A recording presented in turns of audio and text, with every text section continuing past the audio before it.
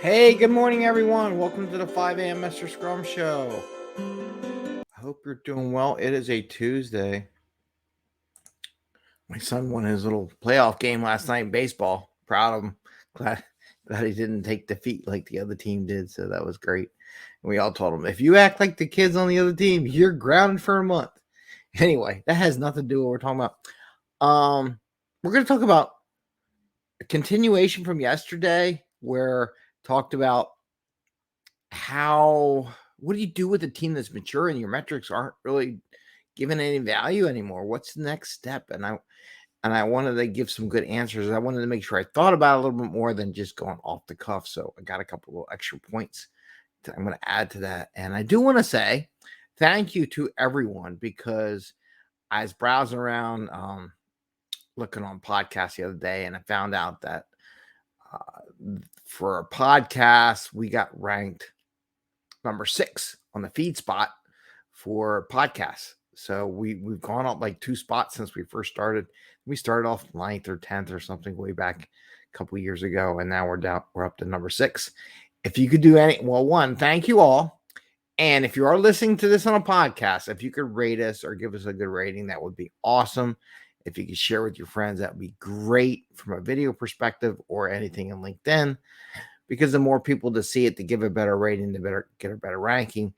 I would love to get a better Apple podcast ranking or something like that, or some good ratings on that. Appreciate it very much, because without you, we wouldn't be number 6. That's pretty good. And think of all the people out there that were out there. So thank you very much from a podcast standpoint, ranking us up number 6 from an agile coaching perspective. Appreciate it very much. I also saw that we were one of the one person ranked as top 3 for beginning in agile and everything, which I appreciate that much, because I'm trying to help people transition from starting out, getting to where they want to be, and to whatever level in their career they want to be. And with that, let's talk about the topic we have on hand here today. And the topic on hand today is, what do you do with your mature team when the metrics don't work anymore? So we're going to talk about some stuff. I got a book, U Squared. I mentioned this book before. It's kind of going to reference this book a little bit, and we got Grant Cardone's The 10X Rule, right? Got that book too. So that's another book that you can reference and read and see about how you would apply these ideas and concepts to your team. And I'm going to reference them a little bit in today's show. With that, 5 a.m. Mester Scrum Show. I am Greg Mester, Scrum Master and Agile Coach, and here we talk about Scrum and Agile in a very practical and tactical way, so you bring more value to your customer, not work crazy hours to bring that value, and have a little fun along the way. And I think if you take what we're talking about today, you'll not only get more value, you work less time, and you're going to have fun implementing a new strategy and how your team works. They're going to balk and moan about it, but they're going to get better at it. So what do you do when I got the whiteboard? Got the whiteboard out. When your team, we always talk about this. And did I save a paper towel? Yeah, I did save paper towel. It's good. So when I talk about velocity, and you got time, the sprints, right? So we always talk about. I always try to say, when you first talk, your team's gonna be, we can get all this work done, and they really get this work, and then they say, okay, well, we'll edge it up a little bit. But then they get a lot more once they get comfortable. Then we edge it up there, and then they get down below again, and they kind of draw this little cone, and you get to level, right? And that's the beginning team. So you got 1, 2, 3, 4 sprint, the magic number. Ooh, put a heart there. The magic heart number is 4 sprints. So on the 4th sprint, your metrics kind of stabilize and everything like that. Now, in a good Scrum team, a good Agile team, this curve should start going up. Ooh, can I show that on there? Ooh, starts going upwards. Right? So you start going in velocity. Well, what happens is, some teams, they do that initial chart, right? Do I want to save that picture? I don't know. Maybe I'll save it. I want to erase it all. I'll just erase part of it. So we have that curve. Now, what happens is these teams in another curve, well, they do their cross, right? And then they start going up. Can I show that? They start going up. Then they plateau. So this is your mature team.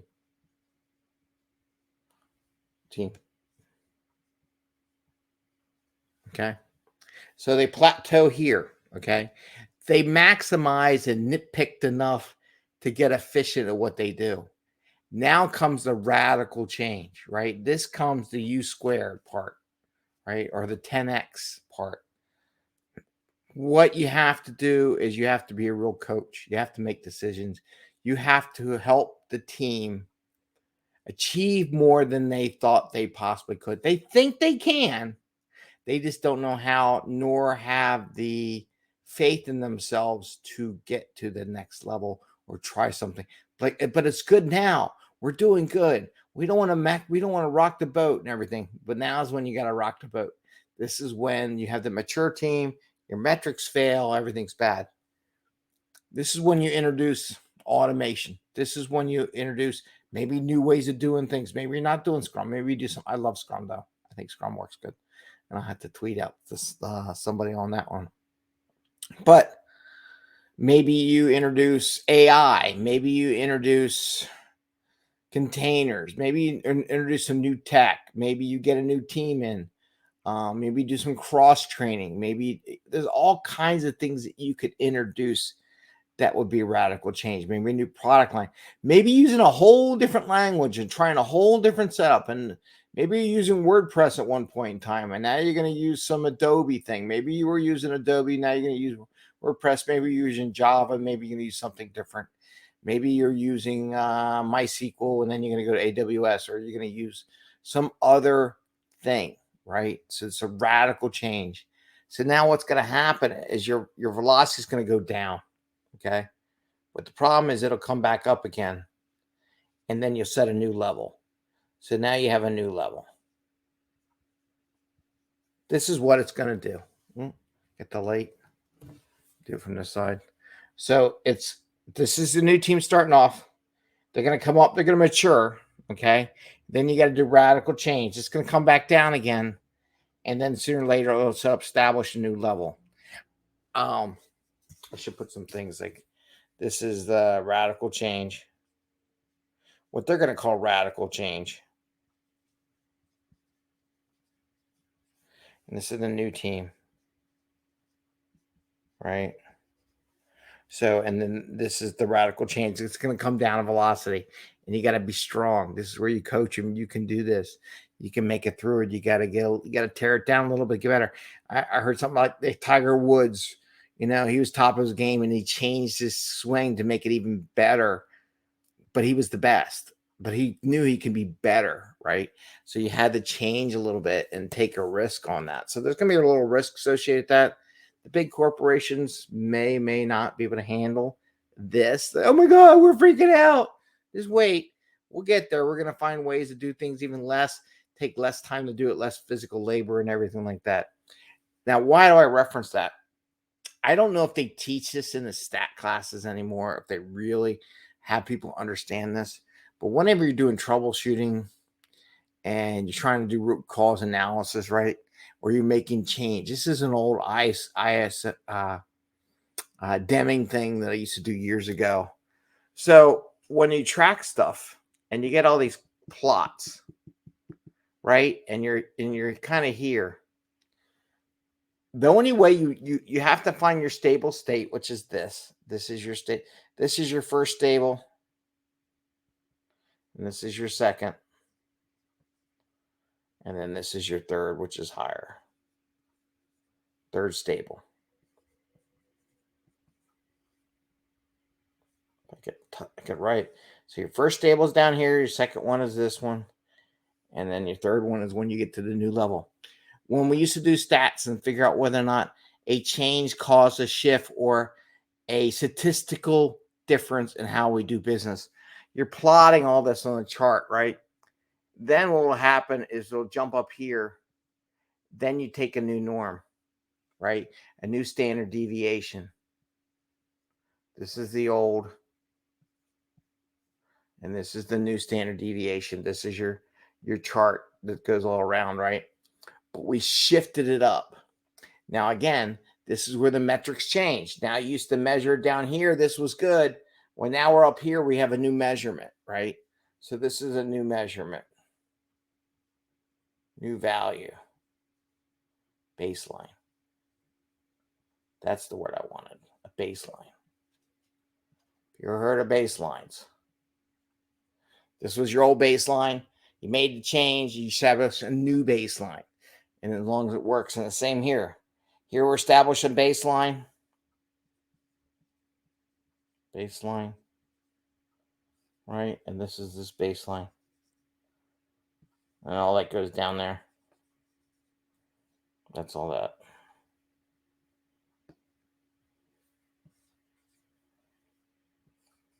Right? So we have a baseline here when we first start. We come up with a mature team, get a new baseline. We make radical change and we establish a new baseline. Right? So now you're going back and reusing some of those metrics that weren't any good because now you're changing your baseline. You got to see whether or not changing the baseline actually improved metrics from the previous baseline. You might even reestablish how you measure things. Like if at one point in your baseline you were measuring your average of a 3-point story or something based on the way you're doing it, but now you're doing a radically different story. Maybe you increased the value of that activity, or not the value, but the pointing, this complexity. Stuff got more complex, but then you can also, so maybe now they're like 5-point stories. But now you can also say, well, you know what? We established that complexity. It's not complex and not difficult and not unknown to us anymore. We need to reestablish our baseline, for which maybe at the baseline was a manual testing. Now when we're doing automated testing, maybe our new baseline includes the manual testing. So what was a 3 before is still a 3-point story, but we do so much better at what we do. And that's that, radical thinking. You got to think of a totally new way of doing stuff. You got to look at U Squared. I would recommend this book. And it's a simple little book. Look up the analysis. Maybe you just get this for your team. Buy a copy for everyone on your team or something like that.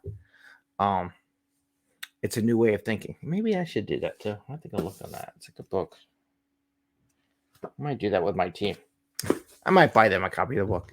It's a lot of people, though. I have to buy 20 copies. That's a lot of copies. Anyway, so I want to wish you the best. Now, that's what you do with a mature team. When they level out, you got to change. You have to 10x. You have to think like Grant Cardone does, and you have to think out of the box, and you have to find out ways. I don't want to just little needle movement, because it's not going to have the effect anymore. Because we talked about, like, if you're in the 90th percentile of the school, doing those little changes is not going to get you better results. You have to radically think about how you're going to do. You have to U squared. What would it be like to be twice of what I am now? What do I have to do to get there? How do I change what I'm doing to get there? What do I have to try something different? So that's what you coach teams to that. So there's lots of stuff to do over time, to get them past to that radical stage. And you can show them the curves. There's a velocity curve where they came together. They grew a little bit, then they leveled out. And then we did a radical change, came down and went back up again. That's how it works. That's the curve. That's the metric. I wanted to share that with you. So it looks like at some point the metric doesn't do anything. Yeah, because it's stable. It's not going up anymore. When you hit that point, it's time to rethink how they do business. And you have to offer them and get them comfortable with rethinking how they do business, right? You're not going to get to the World Series if you just bat regular baseball. You're not going to do it. Sometimes you have to radically think. We have to change something and do some radical change to get to the next level of the game. You can say that about basketball too. You ever watch basketball now versus basketball then? It's totally a lot different. So with that, I want to wish you a great day. Again, thank you for everyone for helping us become number 6 as an agile coaching podcast on the internet. Couldn't done it without you. It's small group here, and we're just doing it. We're just pushing it out every day. And I want to thank you all. If you can give us a good rating on the Apple Podcast or whatever podcast system you're listening to our show on, much appreciated. I was going to say that. Much appreciated. And share on LinkedIn and Facebook and YouTube and all the other social media engines that we post stuff every once in a while. Every share, every like helps us reach more people and hopefully help them, especially the new people that come on board. That's where we're looking for. With that, I think we're way over time. Well, have a great day. Enjoy. Happy scrumming. See you tomorrow. And bye.